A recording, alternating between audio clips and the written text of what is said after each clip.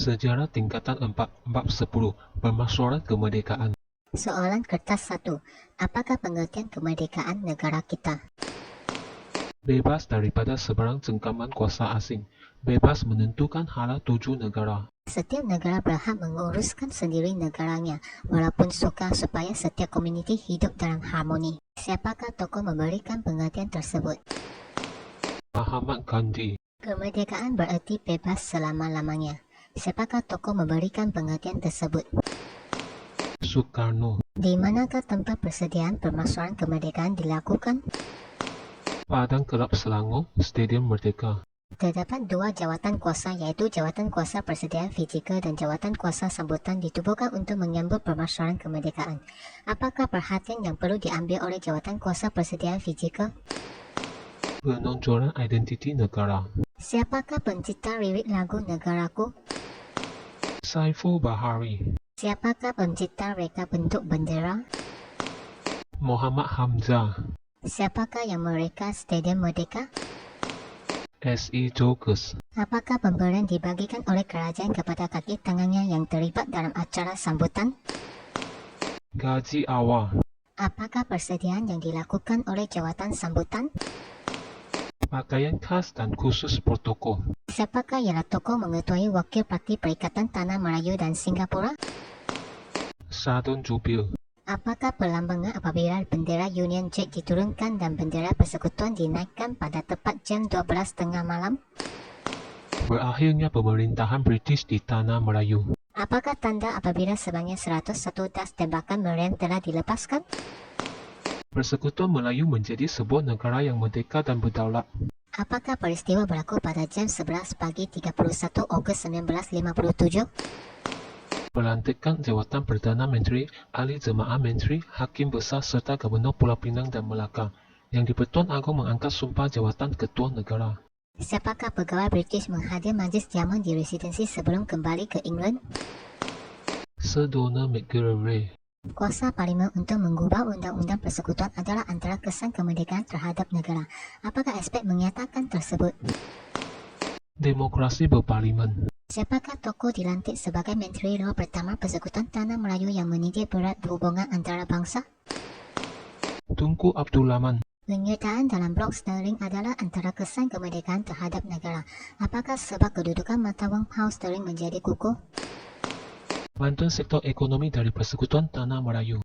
Apakah kandungan terdapat dalam rancangan buku merah yang dilancarkan pada 25 Januari 1961? Projek berkaitan kemudahan asas. Bank manakah merupakan bank pertama khusus untuk orang Melayu?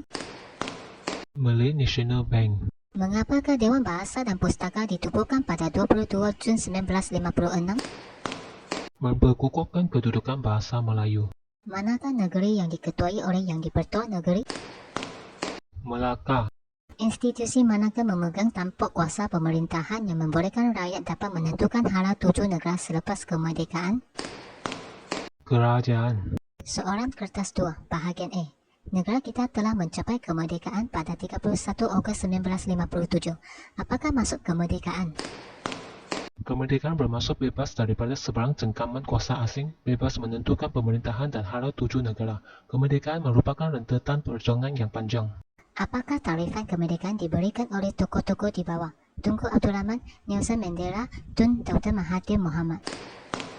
Tunku Abdul Rahman. Kemerdekaan ibarat tempat perhentian dalam perjalanan yang jauh bagi mewujudkan sebuah negara baharu yang berdaulat. Nelson Mandela. Kebebasan bukan hanya satu pertempuran untuk melawan kumpulan atau warna kulit, tetapi terhadap sistem yang menindas. Kebebasan boleh dicapai melalui politik, bebas daripada perhambaan, kemiskinan, dan penderitaan. Tun Dr. Mahathir Mohamad. Kemerdekaan bukan sekadar bebas daripada cengkaman kuasa dan minda penjajah. Ini juga bermaksud menghadiri semangat jiwa merdeka dengan sayang kepada negara dan sanggup berkorban untuk negara. Bagaimanakah kemerdekaan negara kita dapat dikekalkan?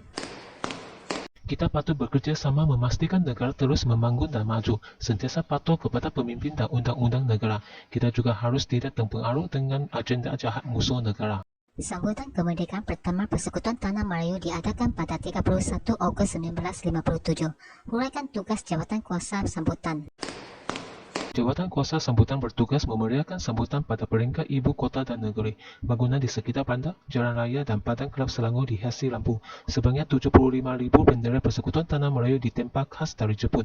Pakaian khas iaitu baju muskat disediakan untuk menteri dan pegawai tinggi kerajaan diilhamkan oleh Tunku Abdul Rahman. Huraikan tugas jawatan kuasa persediaan fizikal. Jawatan kuasa persediaan fizikal menonjolkan identiti negara.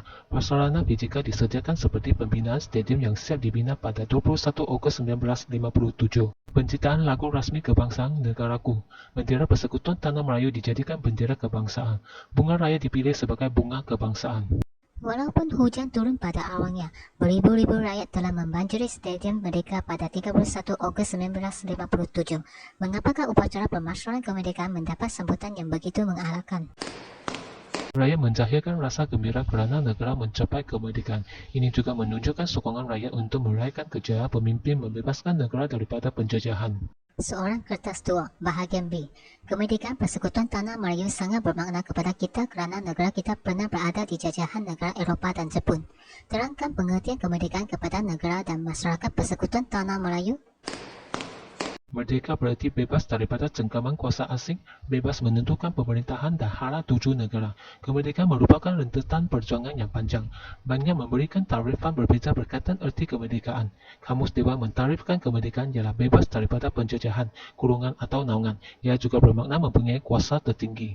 Jelaskan kesan kemerdekaan dalam aspek kedudukan negara di peringkat antarabangsa. Kesan kemerdekaan dalam aspek kedudukan negara di peringkat antarabangsa adalah dasar luar dengan kerajaan mengukuhkan peranan Kementerian Luar.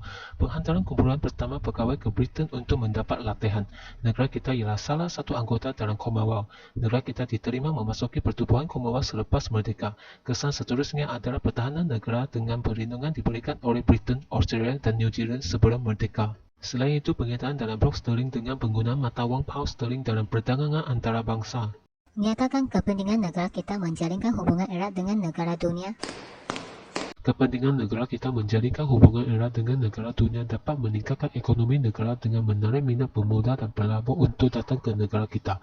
Jika negara menghadapi kesusahan dan ancaman akan dapat bantuan negara lain. Ini menjamin keselamatan negara. Selain itu, kita boleh memperoleh teknologi maju daripada negara maju. Ini dapat meningkatkan teknologi negara kita khususnya dalam industri berat. Terangkan prinsip kedaulatan Persekutuan Tanah Melayu selepas memperoleh kemerdekaan.